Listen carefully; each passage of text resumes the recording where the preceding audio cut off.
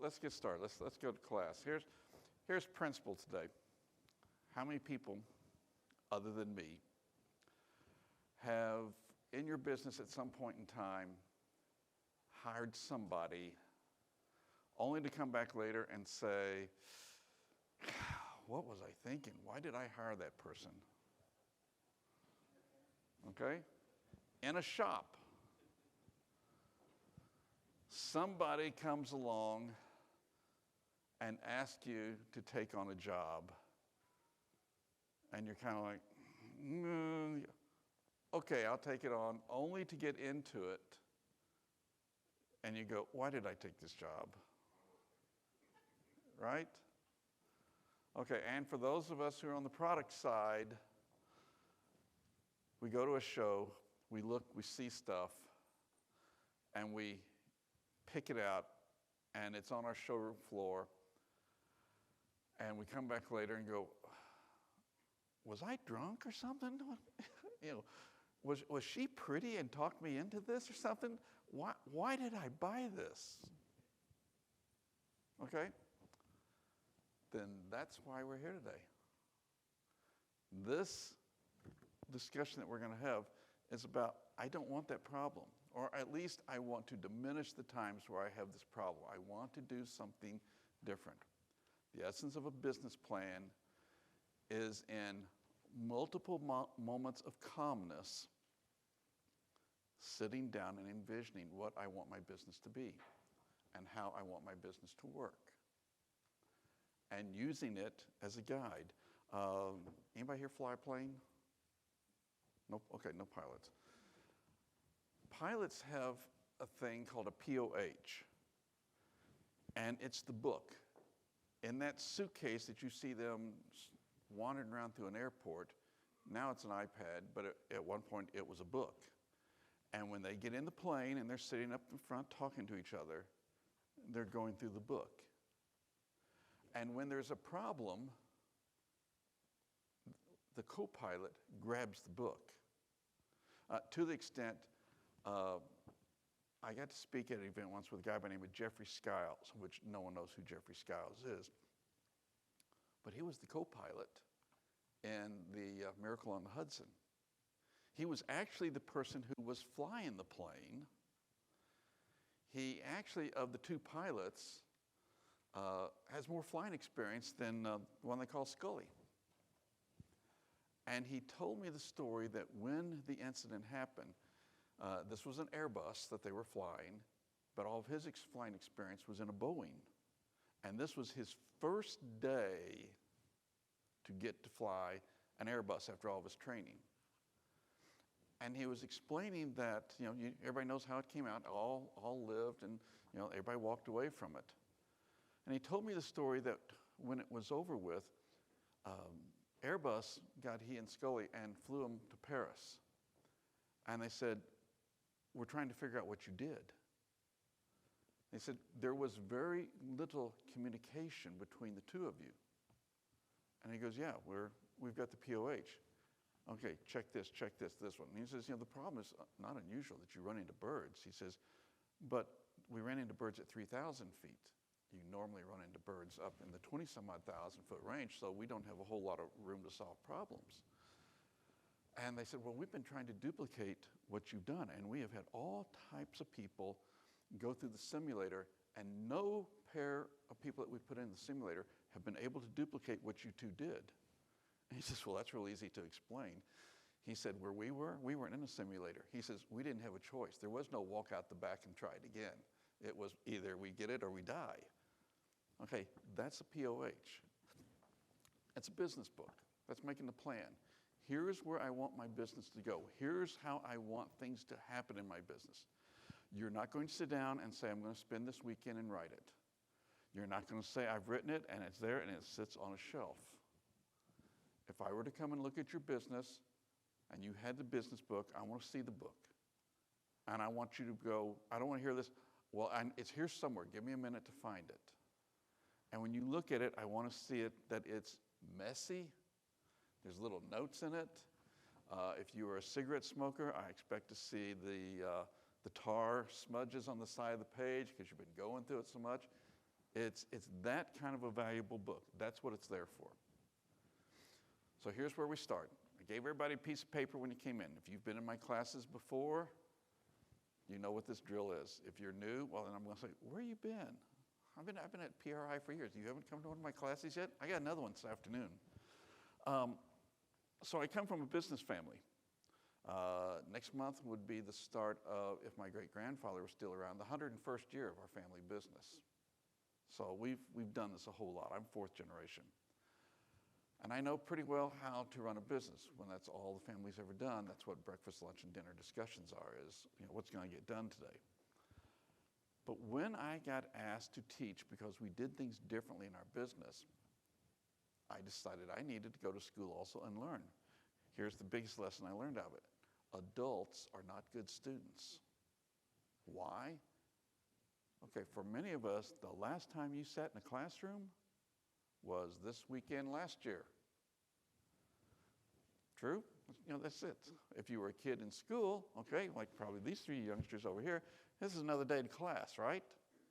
All right, so you know the routine. But if you're reading the postcard, it says, for the average adult, if you don't do something with what you've heard within 72 hours of having heard it, the odds are you will do absolutely nothing with the information. It will be the proverbial in one ear and out the other, okay? Or the I'm only pretending to listen to you. So I create the postcard. Here's the invitation, how it works. On the back side, the one with the least amount of ink, you address the card to yourself. Okay, now here's the deal. I have nothing to sell. I have no products, I have no services, so it's not a catch to get you on a marketing list so I can call you and sell you something. I just want you to go home and do something with this. You flip it to the other side, and in the little dotted line area, it says, when I get back to my business, this is what I want to do. Okay, this is the participation part. While we're together this morning, you write in that area, what are you going to do? Session's over. I want all the postcards back. I will hold on to your postcard for 2 weeks. I will do my best to read your handwriting. Yeah, you know who I'm talking to. Okay? I pull out of my pocket a pen.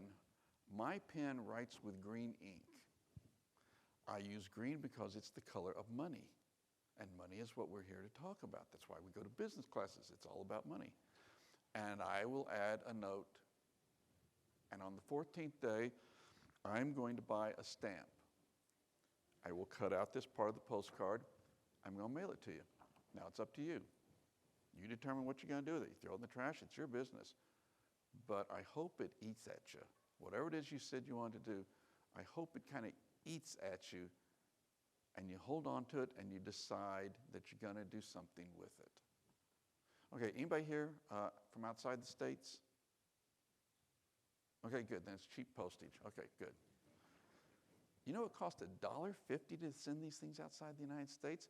So I always say to the foreigners, it's like, hey, write something good. I want something out of my $1.50 really good for this thing. Okay, so that's where we're at. That's what we're doing. So that's said. So there's usually someone who's coming in here to the class, always at a PRI show, that says, I'm here, I'm investigating, I'm thinking about getting into business. Okay, well then you're at the right point. This is where you start doing something. This book will help. It'll help answer this question. Once upon a time, there were 3 birds. The 3 birds were sitting on a fence. One bird decides to fly off. How many birds are left?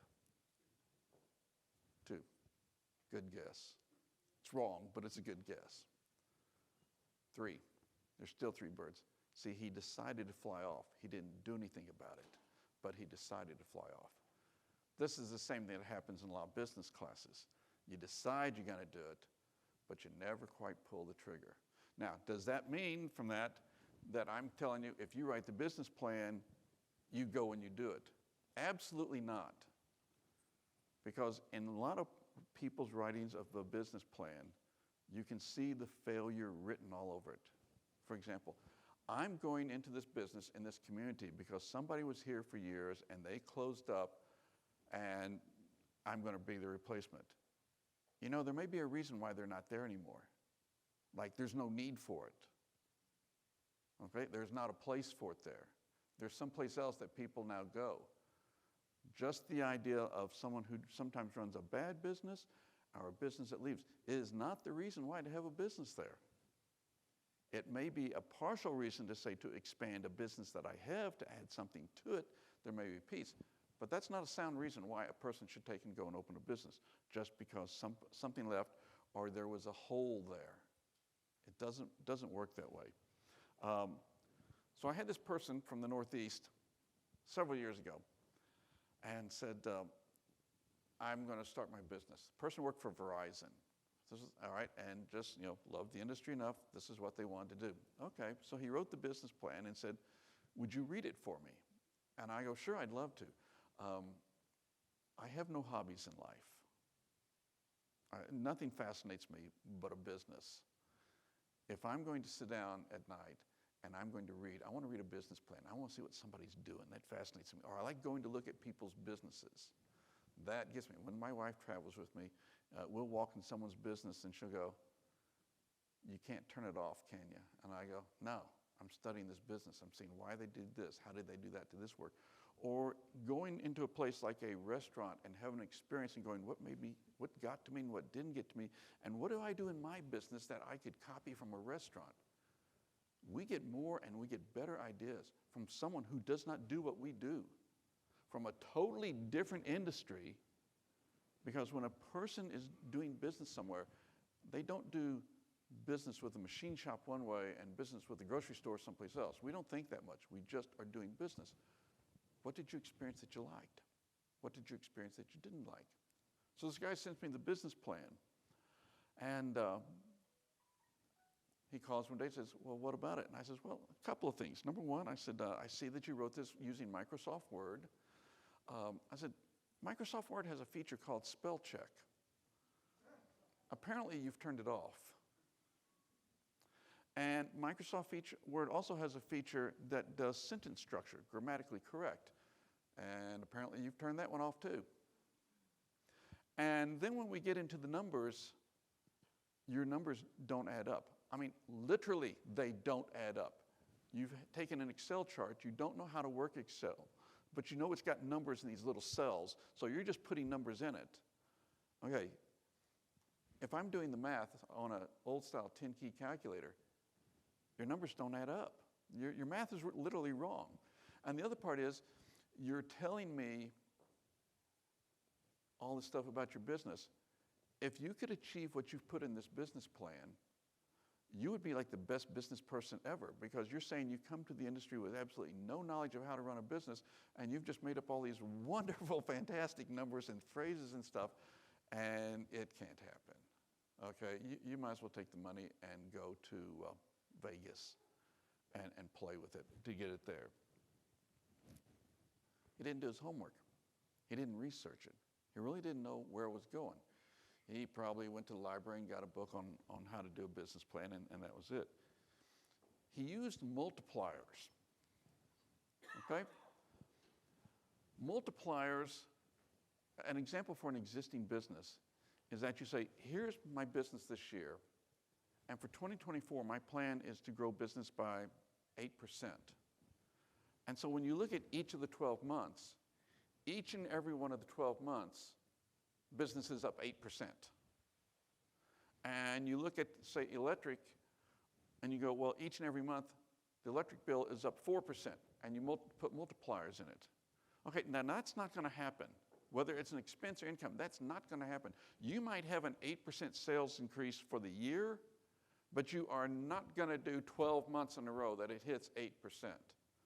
Some months are going to be more, and some months are going to go less. You know who this guy is in the picture? Anybody know who he is? Bernie Madoff. You know how Bernie got caught? Bernie got caught because all of his projections were done with multipliers. And as he fooled millions of people, one person sat down and took his numbers and created an Excel chart and goes, this is all fake. Okay, same thing with the business plan. If you put multipliers, you're lazy. And it doesn't go that way. You got to think about it. Well, what was the weather like last year? That's a key factor. Was there a change in who a competitor was? Did a race change from one month to another month? Does a track change that they're not an every week track to every other week or something like that? You got to think about what's going on in the industry and where everything is, and that is how you look at making the plan for next year. You got to put the time and effort into getting it right. But this guy responds and says, well, I got approved for the loan. He says, I got approved for $500,000. And I said, let me take a guess. You've gone to the bank, you filled out the paperwork, and you or someone in the family has given them a first lien on something that you own that's probably worth $750,000. Well, yeah, how did you know? And I said, it's very easy to tell. See, all they're looking for is to cover their $500,000. And if you were in Indiana and you own a lot of acreage out there, and I know I could sell this acreage for, say, $1 million, I really don't care what the hell you do with the $500,000. Okay? I'm covered as a lender. I quit hearing from him. He just kind of disappeared. Always wondered whatever happened to him. So here's my point. The business plan is for you. It's not for a lender. Okay? This is for you. Yeah, but I take it to a lender. Okay, now I will brag and tell you. Okay, so here, we'll just do this now because I don't want to forget this. If you'll, before we leave today, get me a note and an extremely legible email, okay? Don't get confused with E's and R's and N's and O's and this kind of stuff where I can't figure it out. If you will give me an email that I absolutely cannot miss reading. About 8 years ago, for the people in the firearms industry, I wrote a book. How do you write a business plan? I remember not too long ago, I got a letter from a guy, and he says, I took the book, I read it, and I used it to do my business plan. And he says, when I gave it to the lender said that was the best written business plan they had ever seen. Okay, here's my deal. I'll give you the book for free. Okay, it's a PDF, but I'll give everyone the PDF. Okay, you just got to know how to translate because it's talking about selling guns and ammo and servicing guns and stuff like that. Okay, so this will help you a whole lot. If you just, so when we're through today, you give me an email. Okay, everybody gets it. So and you can read it. I mean, it's only that thick. Okay, it's not like you're going to spend a year on reading it. All right. So for you, you're telling the good. For the lender who's looking for the bad. Okay. I have zero. Anybody here a banker? I have zero respect and trust for the banking industry. You're never going to talk to a banker who's going to make a decision about loaning you money. Somewhere there's an underwriter.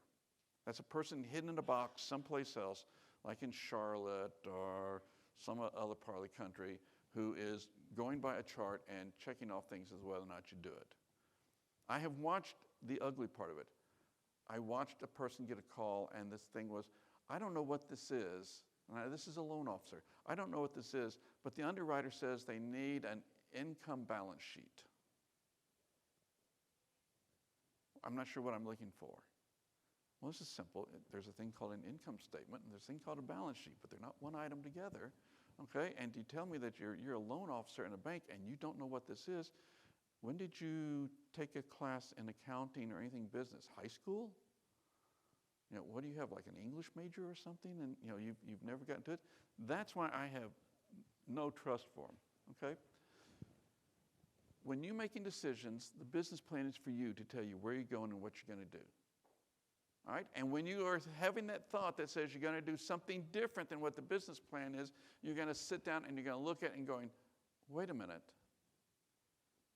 I'm at a crossroads with myself. Am I going to follow the business plan?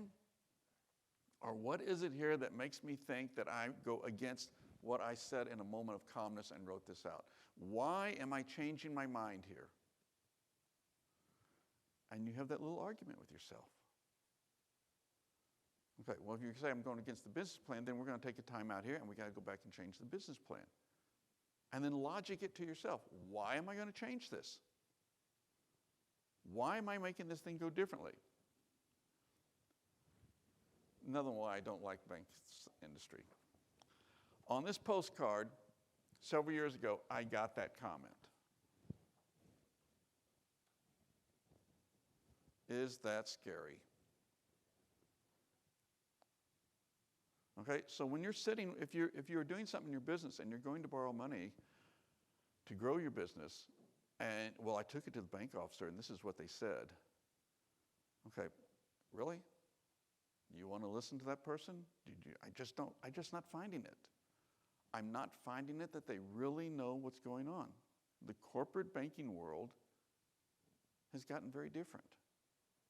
They are simply pushing paper. They don't know how to run a business. You've been in business, okay? Perhaps talking with someone else who has also been in business to bounce some ideas with would do you a good job. You know, the best people to talk to are the people sitting here in the room because we're all out of the same industry, talking to someone else and asking questions. But this type of stuff scares me, of thinking that that's what a business plan.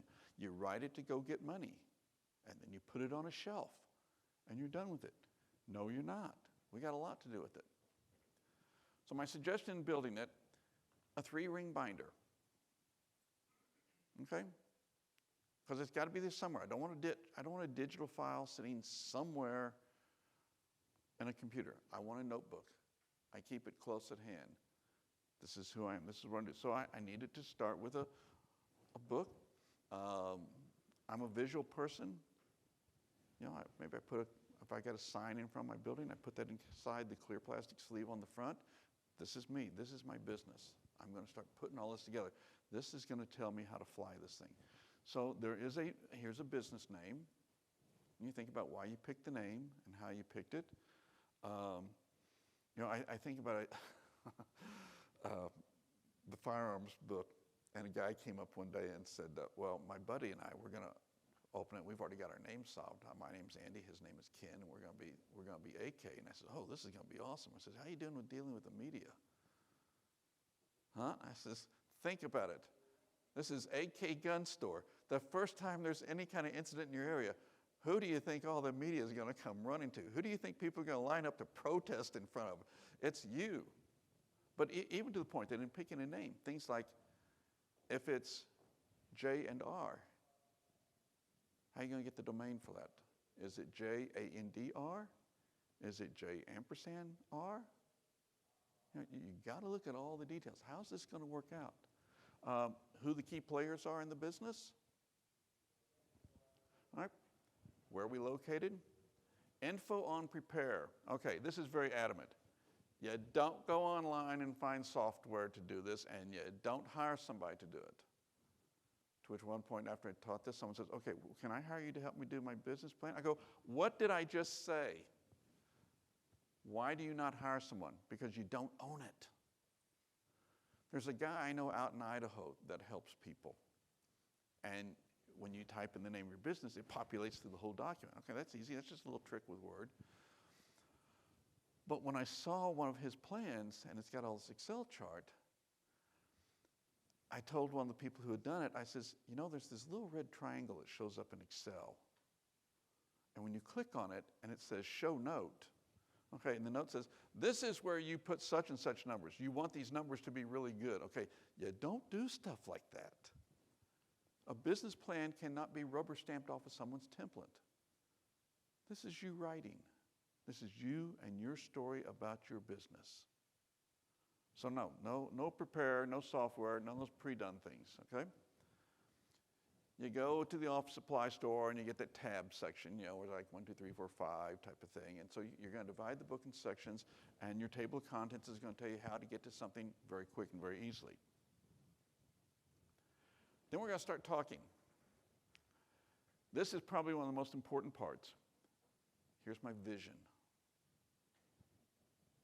Here's my business today. Envision you sitting at home, thinking about your business, and I'm going to say, Brian, 3 years from now, talk to me. Tell me about your business. 3 years. What do you see? Okay? Not just pretty adverbs and adjectives. Let's get into some numbers. I want more volume. Okay, more does not show up in a checking account. A dollar amount. How many employees? What do I want this thing to be? Okay, well now let's go 5 years. If I'm buying a building for my business, okay, if I'm going to pay that building off in 15 years, okay, 15 years. Is this building going to last us for 15 years? Okay, well, I'm not using all of it. Okay, well, then I'm renting out some of that space. Okay, well, now let's talk about that. What's the plan for when I'm going to get rid of someone renting part of my space and I'm going to expand into it? Why did I buy the building this big? What do you see? And many of us, when we started out in business, you dreamt this would be my business. Just put it in writing. This is what I see. And sometimes it's really neat to come back several years later and it's not a good day. Just, what did I plan for this thing anyway? Oh yeah, I just need this little reminder. This is what I see. This is what I expect this business to do. And this is why you put timelines to it. This is, whether it be 3, 5, 10, 15, whatever. This is how I expect my business to go. This is my vision for it. And you do look back and look at it and going, am I on the vision here? Am I going down the pathway? Okay? You look at your business a whole lot different when you look at it in this time frame as compared to, it's Friday. Okay, I don't go into my shop Saturday or Sunday. Okay, and what's the vision? I go to work on Monday. I'll be tired coming home from PRI, but I go to work on Monday. Well, then what's the plan? Well, then there's Tuesday, and it's repeat Monday. And then it's ditto, ditto, ditto, ditto. No, this is the vision. You're setting a goal, you're writing a goal, and it's for you. And it's stopping and measuring it to say, am I on track? Mission statement. Mission statement's very easy. Doesn't have to go long. And this is not going to be a long page thing. Why does my business exist? Okay. I have no problem with a person who is my customer knowing this. I have no problem with someone who works in my business knowing this. Okay? This is not, here's my theme for this year. This is who I am. I mean, in my business plan, my plan is so solid. Okay, my company colors are blue, green, and silver. If I weren't using PRI's backdrop, everything you would see up here would be blue, green, and silver. Because that's my company colors. My mission statement is very simple. It's cute because it's got my name in it, but it's very simple. My mission statement is increasing your profits plus building your business for the future. We are Profits Plus. That's the name of my business, Profits Plus. It's my mission. It's the name of my company. It's the name of my website. That's my focus. Now you're interested. Okay, what's the mission of your business? Why am I here? I want to build for my customers the very best. I want customers to have the most incredible racing experience, of which what I built is a key component. My customers can always depend on what comes out of my shop. What's the mission of your business? This is not what you're saying here. Here's how much money I'm making for me. This is what am I doing as a business for somebody? And you can put it on signs. You can put it on all kinds of things. And you can take and tell people it. And if you work it right, see, like in my business, you hear the thing elevator speech. If I told you that, well, what do you do? Well, my company, we increase your profits plus build your business for the future. And then you know what happens at that point? How do you do that? Oh, now you want to know more about my business. Okay, same thing for yours. When somebody sees it or hears it, How do they get to the point where they want to learn more about your business? Ooh, tell me about your business. And it's there in my notebook. Statement of purpose. Who you are, talking about yourself, what we're going to do in this business, okay? And I'm going to talk to you, if I'm borrowing money, I'm going to talk to you about why I want the money, what I'm going to do with it. Let me alert you to this one. Nobody is going to loan anybody money to take and get accounts payable caught up to date. Now, if that's the problem, hide it someplace else, okay? You're still going to try to borrow the money. But we don't offer that as a part of the explanation, all right? We just put it somewhere else. What am I doing with the money? This is the opportunity that's there. This is how I see this opportunity out there. So-and-so's business cannot keep up. I know that so-and-so's business, and he's got this incredible backlog. And since we've got the equipment, we could add on this service to our business. However, what we explain, and it's true in all forms of business, growing a business requires money in advance. You can't just all of a sudden get more jobs and expect that the money is there, because you've got to pay for things like people to work for you. And then when you sell it to somebody, unless you are guaranteed they're going to pay you in a heartbeat, you got to wait for that money to come rolling in for your accounts receivable. How long is that going to be? Growth is like Fenway Park for the Boston Red Sox. In left field, they've got this thing out there, and they call it the big green monster. And that's what growth is in a business. It's a big green monster. So I have to know that I can afford growth. Through the pandemic, where we had businesses that grew a whole lot, I found one 2 days ago. A couple of people I knew who owned a liquor store. And I walked into their store and asked to speak to them. And someone said, well, they're not here today. And he says, well, actually, they're not going to be here any day. They sold their business.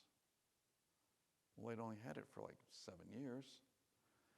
During the pandemic, liquor store business increased 54% nationally. 54% increase. That's all your business and half of it again. And you could kind of tell from what was going on. Shelves are kind of bare. Okay. Well, you think, how in the world do you sit there and run out of money and have to sell off your business when you just had a 54% increase in volume? Because you have to be able to plan for it. And when you are buying something to do a sale in your business, and you wind up taking and paying for something with a credit card to finance it, all you got to do is look at the credit card and realize that when the bank card company tells you that the interest rate is 18%, just look at the bottom line of your financial statement. Are you making more than 18%? Okay, well, take 18% off of whatever you're making. Well, now I'm in negative numbers. Okay, what does that say? Then don't do it. Don't finance the business off of a credit card.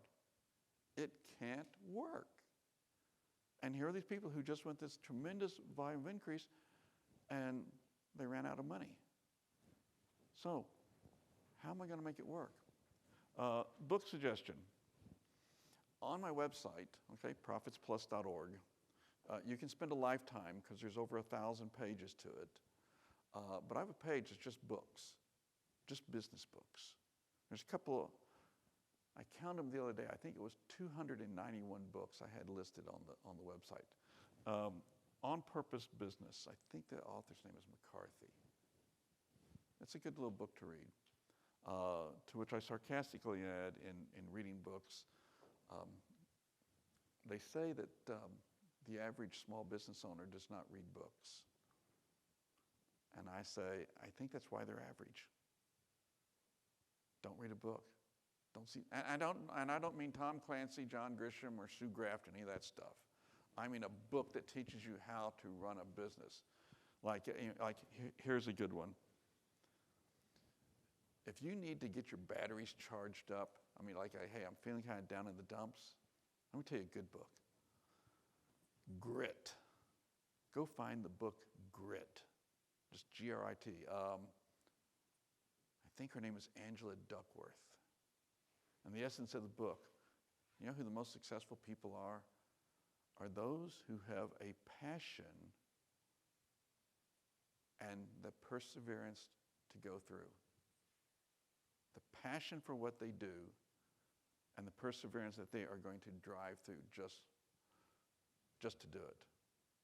I didn't bring it with me this morning. I left it in the hotel room. But I carry with me this little blank notebook I found online.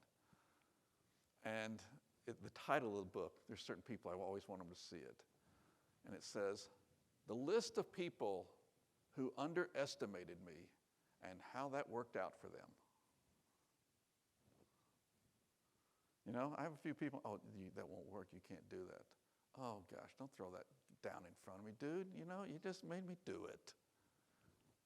Passion, perseverance. The book's called Grit. Okay. We got to have pages in there with numbers. I got to get specific about the loan. How much money am I borrowing? What am I going to use it for? How long do I want it? Now, here's the thing. You do not go to anyone with a lender with your hat in your hand. Hey, can I borrow money? No. When it comes to borrowing the money, you're walking and going, this is the amount of money I am looking for. This is the rate, and this is the time frame. Okay? This is what I'm looking to buy from you. I am in charge, you are not. If you do not loan it to me, the amount and the rate, I will continue my shopping everywhere. But I'm not, this ain't like Shark Tank, okay? Oh, what can you give me? Oh, what can you do for me?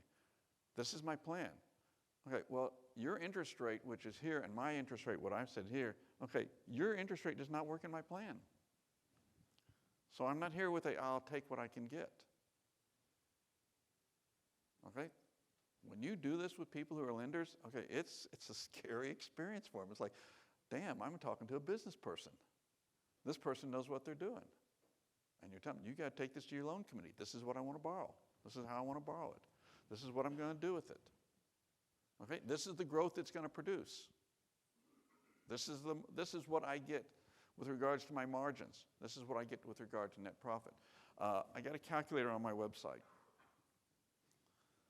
If you took your business today and completely liquidated it, put the money in a pile, I would expect that you would go to somebody who is a financial planner, a CFP. And you would say, I need to invest my money. What interest rate can you get from me on my money? Right? I mean, you should ask that question. Okay, so then I ask you this question. But your money's invested in your business. What's the rate of return your business is producing? Not the amount of profit, what's the rate of return? ROI, return on investment. There's a calculator on my website called Return on Investment, and you punch in your numbers and it will come down in the bottom right-hand corner. It says, this is your return on investment. This is what the return is, that money that you've got invested in the business is producing. Well, I want a higher rate. Okay, well, you're putting numbers in little yellow squares. Just take one of the yellow squares and change the number. What does that do to the ROI? Well, it makes it better. Okay, then can I make that number get better? Then maybe that's something I need to concentrate on. I have seen businesses that say, well, it's volume. I just got to get more volume up. And the answer, no, it's not sometimes. Sometimes, a friend of mine with a business in Houston was losing money, called and asked me to look at it. And I visited with him. And he says, well, you're just scaring me. He says, look, I've got bids out to do work. I've got $2 million in bids out there that I expect to get for next year. And I said, okay, if I'm not scaring you, let me give you this one. If you would take every one of those bids that you put out for people and go to those folks and hand each of them a $5,000 bill, okay, you'll be closer to profitable than if you get the work. Because you don't know what you're doing. You're just slapping bids out there by price. And you can't make money with those bids that you've got out there. So, if I haven't got your attention now, you clearly state it. Here's how I want money, here's where I want it, here's what I'll pay for the money. There's a lot of other money details you got to tell them later, like your personal finances. Okay, some of us are old enough to remember in school we used to have these little notebooks called Cliff Notes. So when you wanted to cheat in class and not read this ungodly, boring, thick book from school, you bought this little notebook called Cliff Notes, and it was the entire summary of the book down to about 35 pages. Okay, statute of limitations has run out. Okay, you can admit you actually read one of those books. Sometimes you're dealing with someone and that's all they want to look at is the Cliff Notes. So we create a Cliff Notes section in it, right? Here's what I'm doing. Here's what I'm going to go for. You sell me the business. Sell me the business on the business, not on you. Sell me the business on the business. This is what we do. This is why we do it. This is where we have the opportunity. This is another good page that I come back to later on, not just for a loan, but I come back to and going, am I doing what I said I was going to do?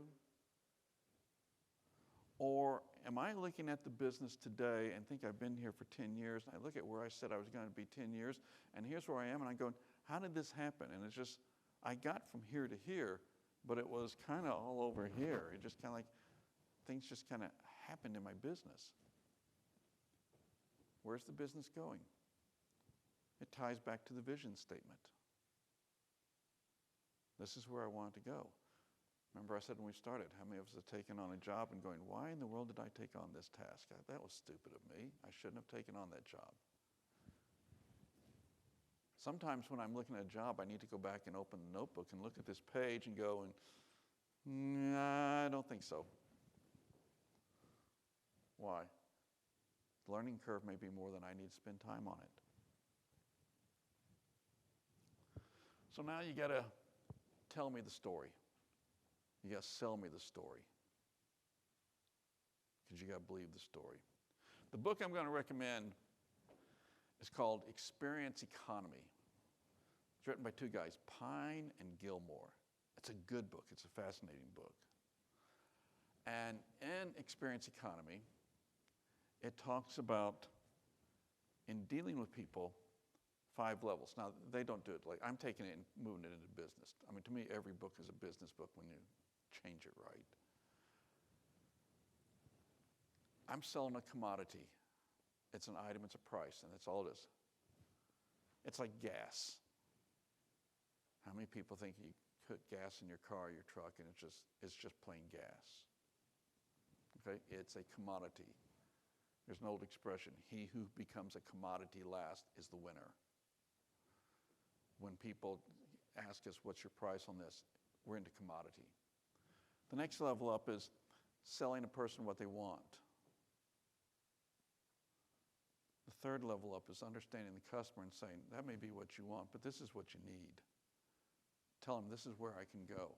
I know what you walked in the door asking for, but considering my years of experience, this is what you really need to have.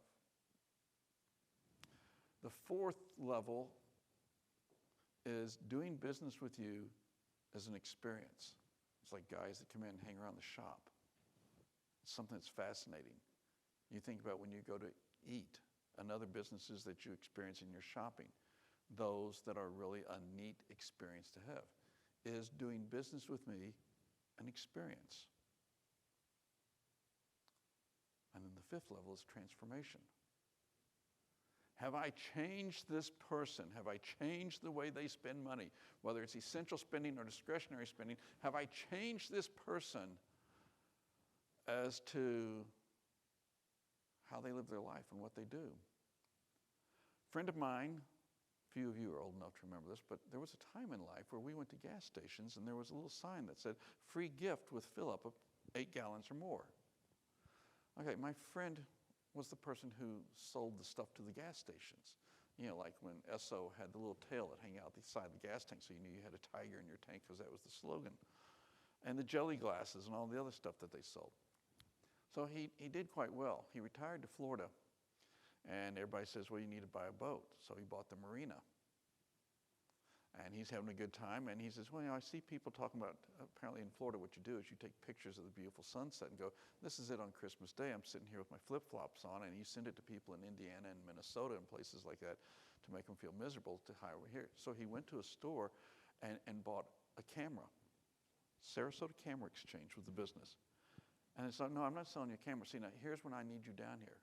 I need you here on this night because this is when I have a class. See, I didn't just sell you a camera and I developed your pictures for you because at that time it was film. Okay, this is when you come to class. And we're going to teach you this, and I'll teach you how to do this. And then we're going to take a field trip. We're going out into the Everglades, and we're going to go out and take pictures. And my friend says, well, wait a minute, his pictures look better than mine. Yeah, but see, he's got this camera. He says, he's further along. Okay, well then I need that camera too. He went to buy a camera. Anybody here a camera buff? Okay, how many camera bodies you guys got? Do you know? Two? How many camera bodies you got? I had five. 5? Yeah, I'm getting rid of the film ones now. Okay, so my friend Chuck Barecki had 15. 15 bodies. You want to guess how many lens he had? He went in to buy one camera one time. We began to jokingly call him Photo Weenie. The man who owned Sarasota Camera Exchange, the book, transformed this man's life. Do we? Can you transform somebody's life? Or is it someone who gets into racing and then maybe not, okay? You know, I got a car sitting out in the garage, I haven't worked on it, and I don't know if I'm going to race next season or not. Transformation. Tell the story. This is what we're going to do. This is how we're going to do it. You've never seen a business like ours. We're just downright incredible. That's how we'll make it happen. All the stuff that goes into it. You know what? I can take a person who is driving a Tesla and I can get them into a fuel car. I can get them to enjoy it. That's how good we are. He'll be out of that Tesla in 6 months. Okay? This down here, see this word right here? N-I-C-H-E? Okay. I'm from the South. That word is niche. It's not niche. That's like quiche. Okay? The word is niche. And this is how it works in business. The better you niche, the more you get rich. This is my niche. I know an old guy who's got a niche in servicing Mercedes. For anything coming into his shop, it's a waiting list to get in there. And up the street is a place who's got a sign that says, we can take care of you right now. We got great prices.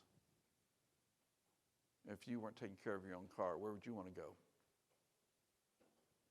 You know, the guy who's like really good at it, of course. The marketing. All right, so we talked about the name, why we don't name businesses AK. Where does the name come from? What does the name do? Okay? My name for my business is very relevant to what I do. It just all nice and neatly ties in, okay? My marketing, I'm going to explain to you the products I sell. I'm going to explain to you the services. By the way, the guy with the Mercedes shop is cool. You go into it and on this, it's not done pretty. He's an old German guy. You know, it's all German music. He and his wife there, just the two of them. And he has parts he's bolted onto a board. And he will tell you, now, if I'm working on your Mercedes, okay, and we put OEM, this is the guarantee it comes with, and this is the guarantee that I give for my work that's here. And then he says, and if you buy, I forgot who was, certain parts, this is the guarantee that they do, and then this is how I will guarantee my work. And he's got down 5 levels. And it's been years since I've seen it, but I remember at the lowest level where the part was made. I think it was like Brazil or something like that. And simply said, don't even bother to ask me about this stuff. Get your car and leave. Okay? That's who we are, what we do. Who is your customer? Who's the person? Can you visualize the person that is your customer? Yeah, somebody in racing. No, specifically. What do they do? How serious are they into racing? Who's this target customer that you've got? As you have this, who my target customer is, think about this one. Do you have a way for the entrance for somebody to get into the industry? My favorite example is the bicycle industry, which is absolutely horrible. Anybody here a bicyclist into the stuff? You know, put on the spandex and go riding, all that other fun stuff. All right, you got a Trek, a Giant, specialized one of those. So when you walk into one of those stores and you see a sign in their counter where they have merchandise, and it says, "I'd rather eat worms than ride a Huffy," or "Friends don't let friends buy a Schwinn," or something like that. Now, you may have gotten today where you're into bicycling and you bought $15,000 on that bicycle and a $300 and some odd helmet and a full kit and all this kind of stuff. But the question I ask, where's the door that got you into the industry?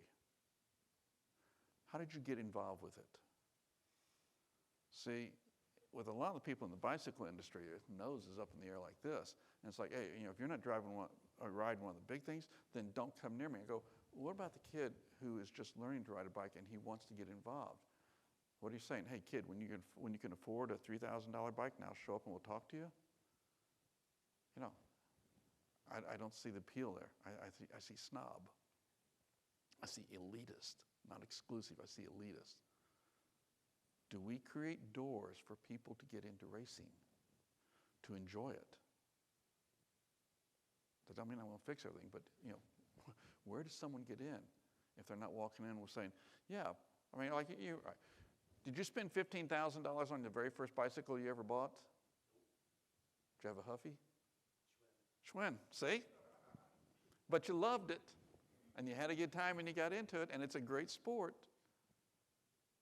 I just look at it and using the bicycle industry as an example. That it's, call us when you're ready to play with the big boys. How do we get them in? I love this one, okay? McDonald's had an event. And in their event, it was, when we sell this, whatever their hamburger was today, whatever, the Big Mac, out of every Big Mac that we sell, we're going to give $1 to some fund. I forgot what it was. Okay? That's how easy it was to forget it. And it was a bold and good effort. Burger King pulled the ultimate cool and said, because of what our competitor has done on that day, we won't sell Whoppers so that you want to go to McDonald's and try a Big Mac. I just thought how easy it was. You remember Burger King first shutting it down. That was all their ad was, and you could easily tell who they were talking about. They didn't even say McDonald's, but you know it's McDonald's they're talking about. Cool marketing, okay? How do you do it? What does the customer think about your business? Okay? Now, you grow this. It doesn't just happen. Well, it's going to happen whether you grow it or not. It just depends upon it, if you want to grow where you want it to grow, not the way the customer just lets it go. What's the image? How do you want people to see your business? Number 2, you are a brand. You are to be a unique brand. Okay? The branding is what you do so that you get someone's attention. And then my third point is, what do I do to make all that happen? All right, so I get plenty of people. I expect someone after class is going to come up to me and going to say, well, here's the deal, word of mouth advertising. I get all my business from word of mouth. And I go, cool. Well, how about if you could make word of mouth happen? Would you go for that? I mean, I'm fine if you don't take and do any type of traditional advertising, but what if you had a concerted effort to make word of mouth advertising happen about your business? That'd be different. AMP, advertising, marketing, and promoting. There's a calculator on my website. That's what its name is, Advertising, Marketing, Promotion. It's got 52 weeks of the year, and it says how much money you want to spend, where do you want to spend it, how do you want to do it, all kinds of ways. I make a plan over the course of the year. Here's what I'm going to do. If you've got a shop that customers come in the front, I expect somebody, whichever local radio station is going to play the Daytona, is going to be knocking on your door asking you to spend hundreds of dollars to advertise on the radio with them when they're taking and doing the Daytona, so they're going to do the same thing when they're going to do the Indy. Okay? But I don't want to just be sold. I want to figure out how I want to buy my marketing money. Who's out there? Who else is asking? Now, notice I say discretionary income. Your competition is not necessarily someone else who does what we do.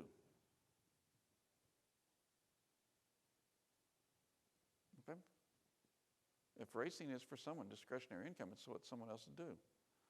I was doing an interview with someone a couple of days ago from home, and I said, let me give you an example out of my own life. And I said, I was thinking about buying a new car. My wife says, what do you want? I says, I think I want physically a big car.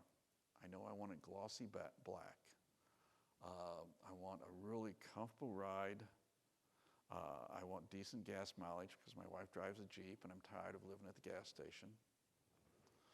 And I want a great sound system. I said that was my criteria. I didn't need the car, but I wanted one.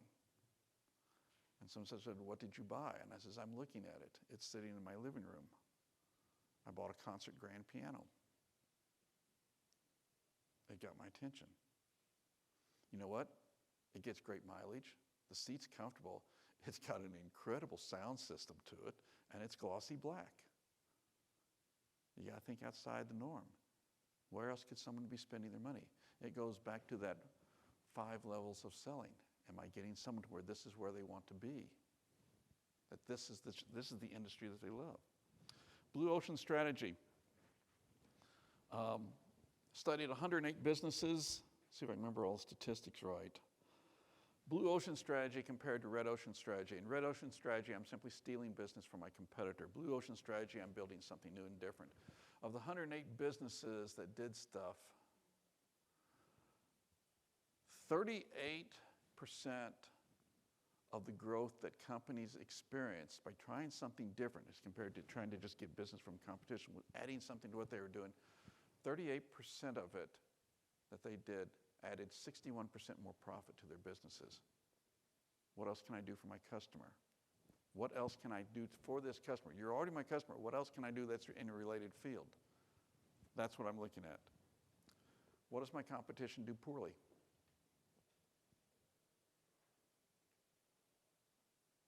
So where can I take business from them? The management. You got to tell the story.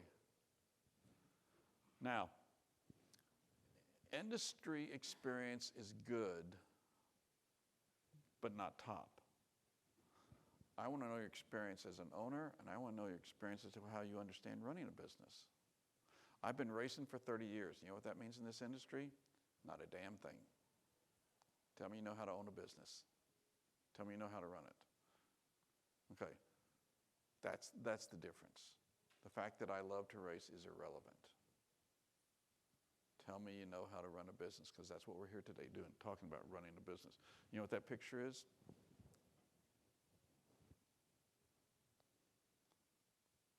That's a man outstanding in his field. That's my wife's family farm here in Indiana.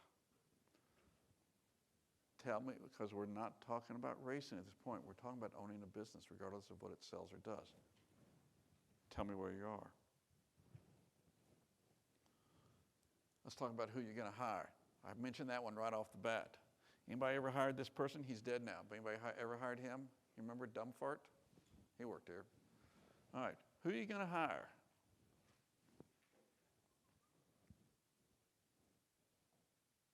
You know, we had a guy in our business at one point in time. He worked back in the shop. Someone says, can I go talk to him? I go, oh, come on. You know, you're having a good day. You know, why risk it? You know, don't you want to stay out here and talk to me instead? It's like when you go into restaurants. So many times they have partnerships.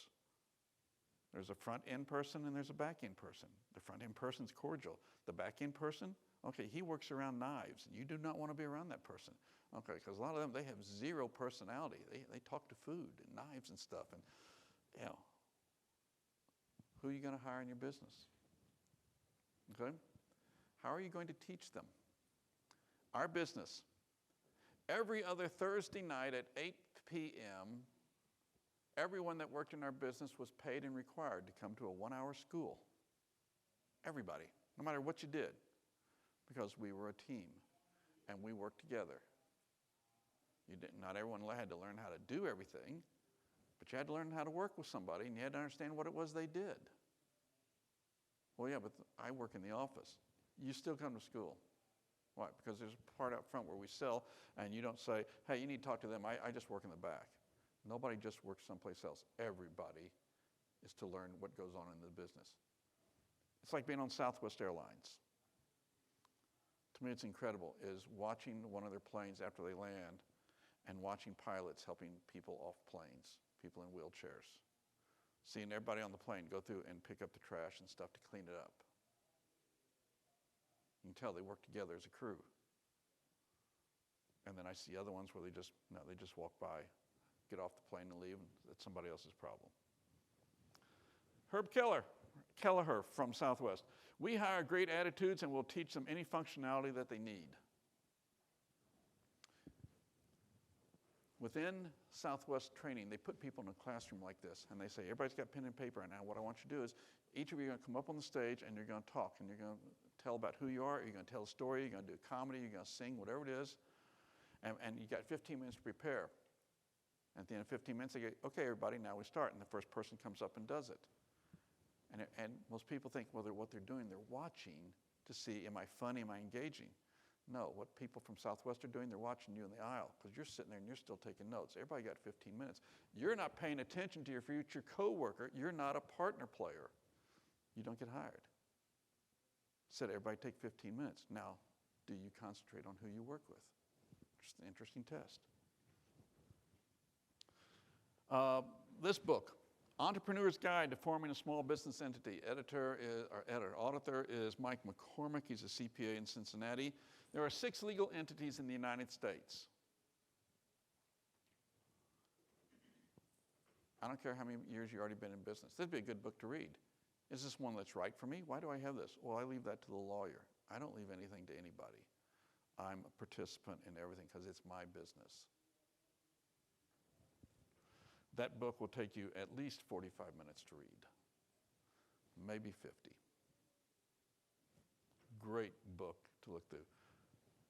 I'm looking as far as issues, like if someone's going to sue, how well am I protected? I'm looking at paying taxes. Which one gives me the best tax advantage here? Stuff like that. That's what I want to look at. I thought this was cute. All right, is this not cool, a picture up here? Apparently someone's just gotten a divorce. She's advertising. Okay, another good book, Dance in the End Zone. Capital structure, 50-50. What's wrong with a 50-50 partnership? I mean, here's the deal, okay? Couples, it works like this. Whoever says no always wins. Think about it. Whoever says no wins, whether that's a marriage or whether it's a business. How do we divide up what's going on in here? How do we decide who's making what decisions? My business needs more money. Now, this is important. I've been in business for years. I put more money in the business. Do I individually make a loan to my business, or do I do what's called contributed capital to my business? My business needs $20,000. Okay, I'm going to pull it out of my pocket and I'm going to put it in the business. Did I loan that money to the business, or did I contribute it that I now have more ownership in it? That's an important thing. Okay, well, it's still my money either way. Now, something goes wrong in the business, okay, you can get the loan money back, but the contributed capital, you lost. That's just more of your investment that you lost. You know, and have I done things like there's a thing called a UCC1, that's to a bank, if they do it right when they loan you money, it's going to file a UCC1 against your business that says, hey, if this business goes under, who gets first right of what's here? I want the first UCC1. We're partners. How do we dissolve it? Am I stuck in this business because you can't buy me out? Now what do we do? How do we establish that? Okay. What's the end of the book? The end of the book is, how do I get out of the business? When do I get out of the business? I mean, I'm asking you three right there. You just now at this point, how do I get out? Yeah, I want to know. What's the plan? How do you expect to get out? I expect this to bring someone else in as a partner and let them buy their way in. I expect at some point in time I'm going to sell it.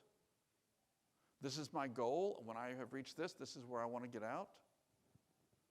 How do you take and write a book and not have an expectation of what's the end of the book? What's the plan to get out? Particularly if there's a partner in there. How do I get out? Important things. Oh, that book. Dance in the End Zone. So, you're detailing where you're spending your money. When I'm borrowing money, there's a thing called build out. Okay? Quite often I'm working with someone. If I'm leasing a building, I'm going to have a phrase in there called build out.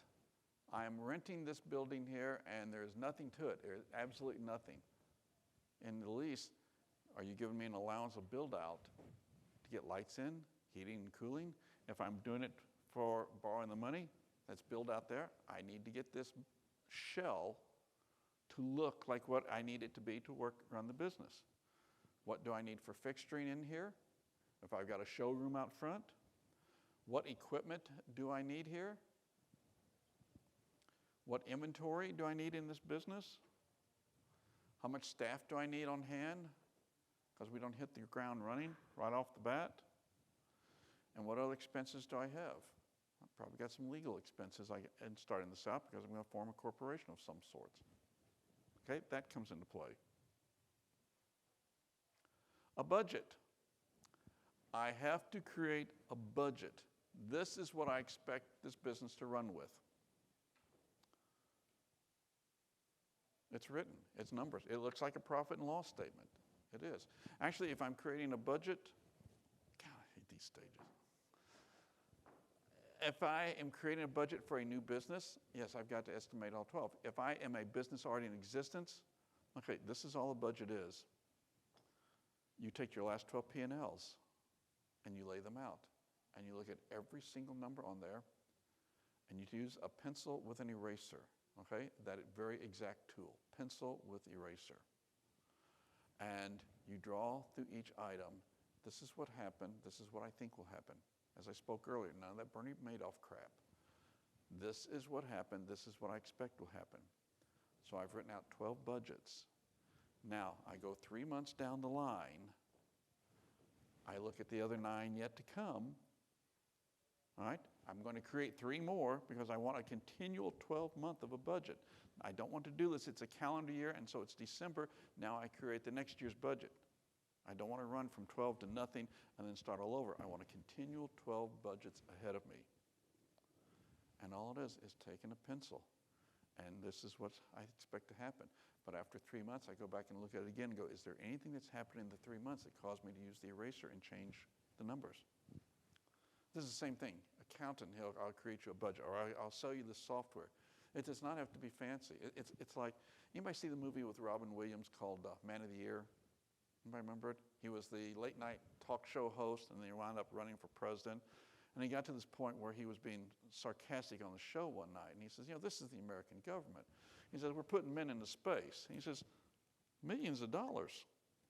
We spent millions of dollars inventing a pen that can write upside down, in zero gravity up in space. Millions of dollars. He goes, and Russians, pencil. That's how simple it has to be. It's just a pencil. Leonardo da Vinci said, simplicity is the ultimate sophistication. What, don't I have to have all this? No, that's simple. The key is I understand it. That's my budget. Cash flow. Okay, there's 2 books I'm going to tell you. This one's called Managing by the Numbers. This could be something good to put on your postcard. No show of hands. But if you used a cash flow chart, you could tell me today how much money is going to be in your checking account November 30th, 2024. You could tell me how much inventory you had in your building on the same date. You can tell me that for each and every one of the 12 months. Okay, so here's another coolie I got for you. Well, that's a decent book, all right? If you go to my website and use our little built-in search bar and look for cash flow, all right, I already have this built.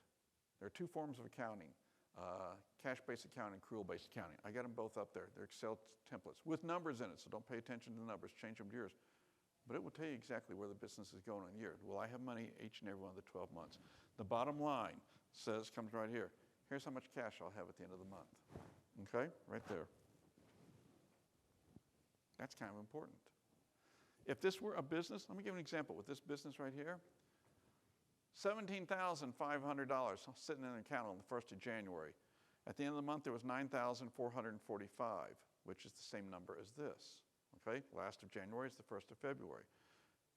But the projection is they're going to be $14,000 in the hole at the end of February. Anybody would know you don't want to be in that spot if that's your business. February is a bad month, and it's a problem. But if I have this as a cash flow chart, what I can do is I know now, a year ahead of time, that problem's coming. I've got 12 months to make changes in my business. Is there inventory I need to get rid of? Are there expenses I need to decrease? Do I, if nothing else, need a line of credit? Because if I showed you this, if I could show you the full example, when we get over here a couple more months, okay, the checking account's north of $30,000. See, this person's not losing money. He just didn't have money on hand at that point, and that happens with lots of businesses. There's a big difference in not making money and not having cash. They're 2 very different problems, solved 2 very different ways. But the cash flow chart, so if you go up to my website, while that book might be good, you can go get, I've got an hour-and-a-half recording of my teaching just how to build the chart, and there's like a 25-page PDF if you want to build a cash flow chart from scrap, or you can go get the 2 Excel charts and pick out which one you want to use and build your own. But it will tell you exactly what's going to happen in the business before it occurs. I don't understand any business that doesn't have this one. Why would you not want to know today how much money is sitting in your checking account next November? I mean, from a product side, okay, from a person who sold product, there is nothing fun about looking at your checking account and then going out on your showroom and going, damn, boy, if I only had the money out of that, and if I didn't have that, and if I didn't have that, my checking account would be okay. But man, I'm sweating payroll for next week. Now, the other side of the coin is, gee, if I had known I was going to be okay with money, I would have invested a whole lot more in these because I could have got a better deal. Well, the key behind both these scenarios is I got to know the answer. That's what this does. I want to know the answer in advance. Ratios, understanding ratios in your business, okay? I got another calculator. I got a whole page. I have 47 calculators on my website. There are very few business decisions that you can't make without the use of one of the tools I put on the website. For example, debt to equity. If I'm going to loan you money, I want to know how much money you got invested in the business. Okay? What's your piece of the game here? You're asking, I'm a bank, I'm an individual, you're asking me for money. How much money are you putting in on the deal here? You got skin in this game? Well, I'll be here working. No, you're just asking me to buy you a job. That don't count. How much money do you stand to lose if this doesn't work? A lender wants to know that. Current ratio. You got a balance sheet. Top half of your balance sheet says current assets. A current asset is everything that can or will be changed into cash within 365 days. You got a piece down here that says current liabilities, the bills you expect to pay in the next 365 days. That's right off of your balance sheet. Current assets, current liabilities. What do you think about business in the next year? Now, what do you think about it? What do you think the chances are we're going to pay bills in the next 365 days? Ooh, how's it looking now? Now we're just down to picking, well, which is the month where we run out of money and we're screwed? That's called current ratio. It's an easy calculation. Do it right off your balance sheet. Okay, but you can go up to the website. I've got a calculator called, it just says, here's all the ratios in financing. There's 23 of them. ROI, explain that one. I've got that calculator up there. What's this getting for me? I did a sample with a class one day, and the ROI this person had in their business was 19%, which you would say, isn't that incredible? 19% ROI, you sure can't get that investing in the markets. And then we talked about the business and we made several changes. Well, what if you improved this, this, and this? 19% became 42%. Oh, you were happy when you had 19% ROI until you realized that you could get up north of 40. Oh, because now you know how to run a business. That's a world of difference. Break-even analysis. How much business do I have to do every month? What keeps the doors open?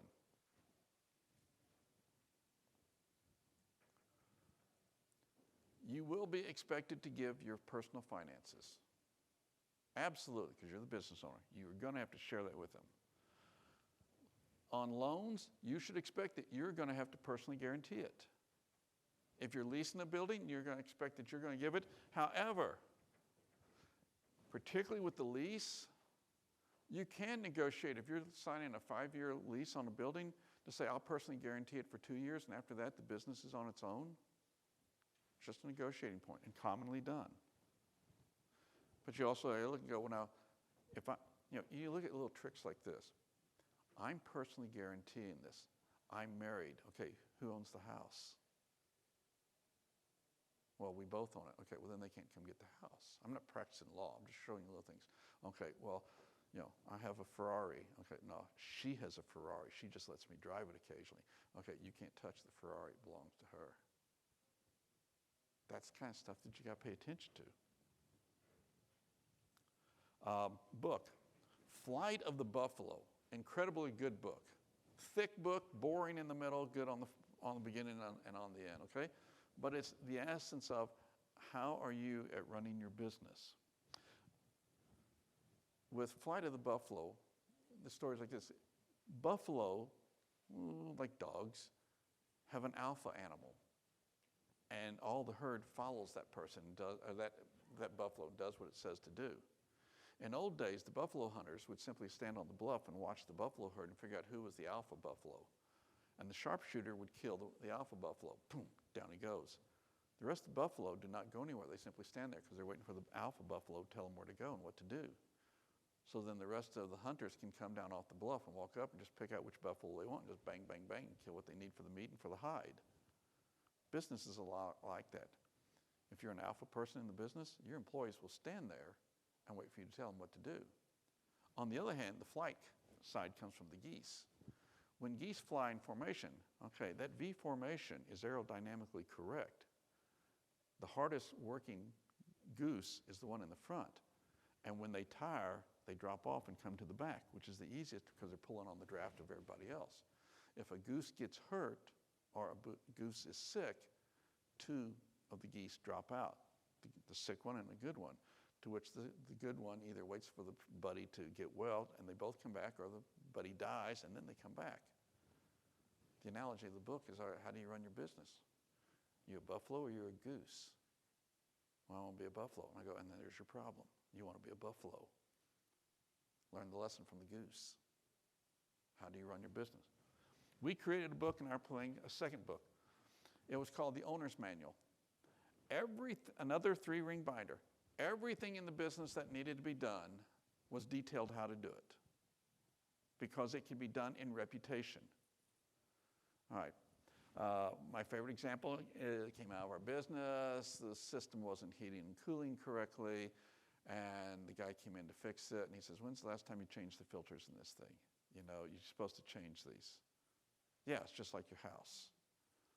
Okay, so I thought, lesson learned after I paid the bill. So we bought the cases of air filters, stuck them up where the system was, and wrote an instruction page. Here's how you change the filters, okay? Here's how it's done. Here's the particulars. This is where you dump the old ones. And when we get down to this many filters in a box, this is the phone number where you call to have them deliver us another 2 cases of air filters. Okay, now we don't have this problem because all we do is you sign off the page. Date and person, signed off who changed the air filters. Well, in that owner's job. No, it's not. I wrote the book. That's my job. How many jobs do you have in your business that someone else ought to be doing? And so this is what I pass off to people. I mean, one of them was, there was a form. It was a tax reporting form. And all I knew was to take certain items out of the computer and give to the accountant along with the form that the state mailed to us. And he filled it out and said, sign it and send it off to the state, and here's my bill for $75. Well, after several months of doing that, I looked and go, wait a minute, let's see if I can figure this out. Here's the forms, and I printed them out, and I photocopied the thing from the state that the accountant had completed. Well, this number is this, and this number is this, and this is this. And so I just wrote a little notation there, and I handed it to the accountant. Is this how you fill out this form? He goes, yeah, that's exactly it. And I said, and that's what you're charging me $75 for? And he goes, yeah. And I said, is there any reason I need to keep paying you $75 every month to do this? He goes, no, because you decided finally you want to be an owner, and you don't want to pay $75 anymore. He says, see, now you're ready to learn. So I put it in a book. Here's how to do it. I don't pay $75. You know how long it takes? Think about it in your business. How long does it take to make $75 pure profit to follow the bottom? That's a bunch of stuff. Okay, I don't have that problem anymore. My owner's book has that.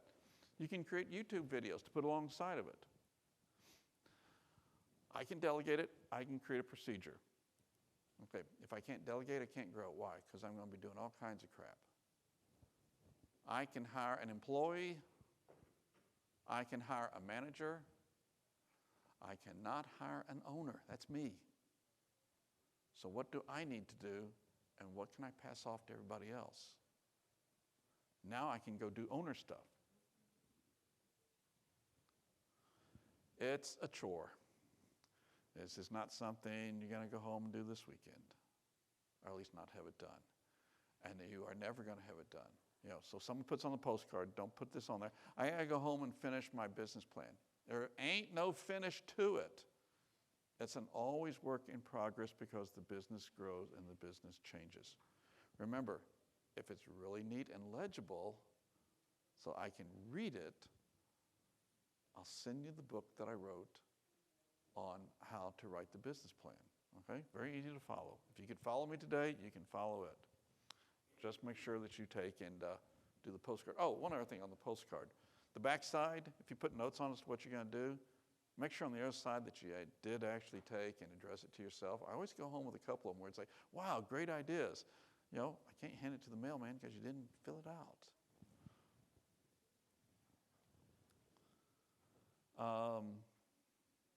I think Calvin Coolidge is the one that said this, if I remember correctly. The credit belongs to those people who are actually in the arena, who know the great enthusiasms, the great diversions to a worthy cause, who at best know the triumph of high achievement, and who at worst fail while daring greatly. So their place shall never be with those cold and timid souls who know neither victory or defeat. I have always maintained that with the exception of a person in the military who is in the line of fire, okay, combat, with the exception of a policeman, a fireman, an EMT, a person in the mountain patrol, with the exception of those people, there is no one out there that is braver than a person who is a small business owner. I think we forget too easily. It takes a lot of guts to own a small business. That being said, come back to see me this afternoon. We'll have some more good stuff for you. Thanks for coming.